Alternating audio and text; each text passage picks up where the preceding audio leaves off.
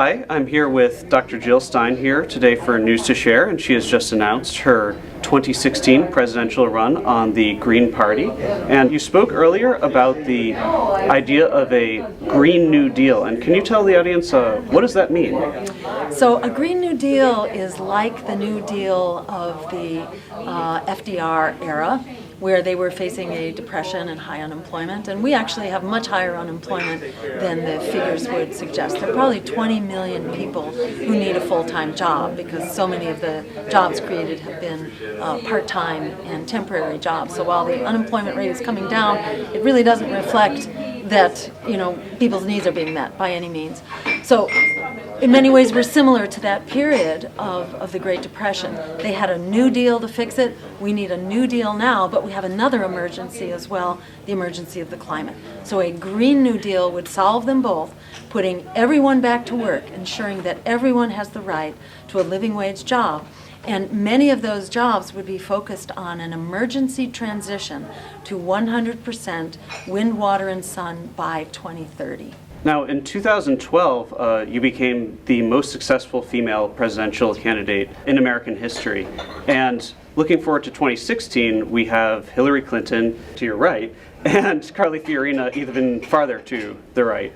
Do you think that this is the year for women voters? Yes and no. I think it's a good sign that there are more women in contention now for nominations. But what those women bring is not necessarily good for women. I think the agenda of a Carly Fiorina, and for Hillary Clinton for that matter, while Hillary may provide certain particular pieces of legislation for sick leave or for more pre-K or more after school, those are great and wonderful things. They are essential, but they are not sufficient. It's not enough to do that and send all our jobs overseas with the Trans-Pacific Partnership. So we really need a broad vision that supports not only, women in the workplace, but supports the broader context of women's lives, which are very embedded in our families and our communities. So we need solutions that also protect women as workers, solutions that protect women as citizens of the planet, women who are victims of the U.S. military around the world. There are many ways that Hillary Clinton and Carly Fiorina would be a terrible disservice to the cause of women. So, I think women are increasingly standing up and asserting their rights, and I'm hoping we'll be looking closely at our campaign to see the deeper ways in which we can assure women have a secure future going forward. And on the issue of foreign policy specifically, you are vastly different than Hillary Clinton. Do you want to describe specifically how you stand apart from both Republicans and Democrats on that particular issue? Yes, well, there's been far too much unity between Republicans and Democrats about our foreign policy. And there's absolute continuity, as Medea Benjamin was saying earlier in her introduction, incredible continuity between the Bush regime and the Obama regime in terms of expanding special ops and drone wars and the conflicts that the United States is involved in, these wars of choice all around the world.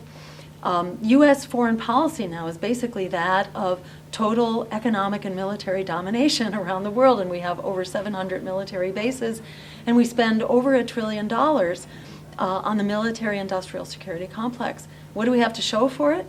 Over 1 million people dead in Iraq. The Middle East has been absolutely turned into a disaster zone.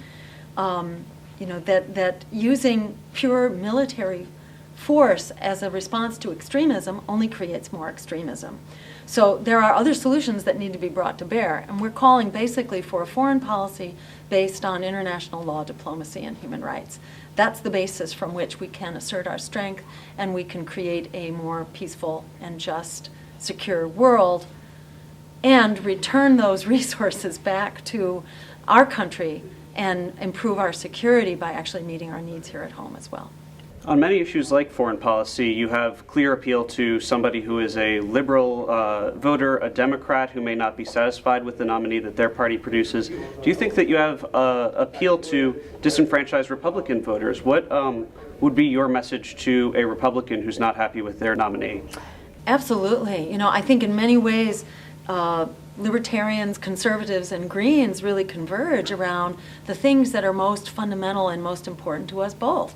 And that is that we be able to take our democracy back, that we get it back from corporations that have bought it out from under us, that we have, you know, education and healthcare systems that are not under the control of corporations, that you know, that they not be boondoggles for corporate profits. So I think fundamentally, and I would say the military as well, which has been completely hijacked by the weapons industry.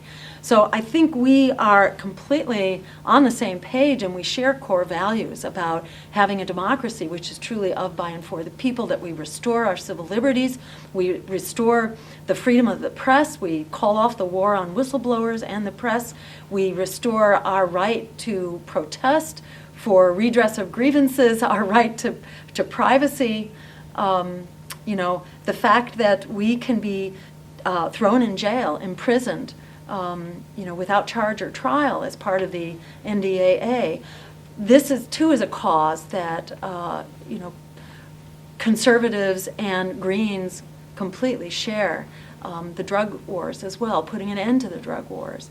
So I think there are so many places for us to collaborate as we begin to get together and assert our power. You know, we become unstoppable. We are now engaged in 2 court cases, one of which was just filed yesterday, and the news went out about it, that we are working with libertarians in these 2 cases, one of which is called Level the Field, that we are very excited about. Both of these cases are taking the Commission on Presidential Debates to court for basically perpetrating fraud and rigging the debates on their own behalf, and they're violating election laws in doing so. They're supposed to be nonpartisan, not bipartisan, but nonpartisan and multipartisan, but they're just Democrats and Republicans. So we got a lot to share, and I think we are in a really unprecedented, exciting position right now to launch this this revolt. I should say to expand the revolt, because it's long been launched. We need to expand that revolt and start to take our democracy back. The Republicans and the Democrats always get, 95+% of basically any election. To people who are concerned, if I'm voting for a third party, my vote might not count, it might not be doing much. What would you tell somebody like that who might consider you their top choice, but at the same time not want to draw a vote away from their second choice, who they consider more practical as a candidate? Yeah, I think you only have to look at the last 6 years under Barack Obama to see how, we have not moved forward. And in policy after policy, Barack Obama was absolute continuity with George Bush, and in many cases was worse, in the expanding wars, in the Wall Street bailouts, in the attack on whistleblowers and the press, in the deportations of immigrants. In case after case, the lesser evil has been indistinguishable from the greater evil, and our basic message is that it's time to abandon the lesser evil and stand up for the greater good. If we don't stand up for it, no one will. In being intimidated by this lesser evil propaganda, it basically tells people to be quiet. But, the politics of silence doesn't get you anywhere. It simply allows the corporate parties to throw us under the bus, which they've been doing, and we're now at the point where we cannot allow that to carry on. Our lives are really endangered, both by grave economic risk as well as by really urgent ecological risk. So, it's time to stand up and not allow ourselves to be pushed over the cliff by either corporate predator. Time for us to stand up. Time for students to stand up, who could be such a powerful force here, who single-handedly could determine the outcome of the election by deciding that they're going to go to the polls and vote to abolish debt by voting for my campaign. We can do it. 40 million people can determine the outcome of a 3-way race.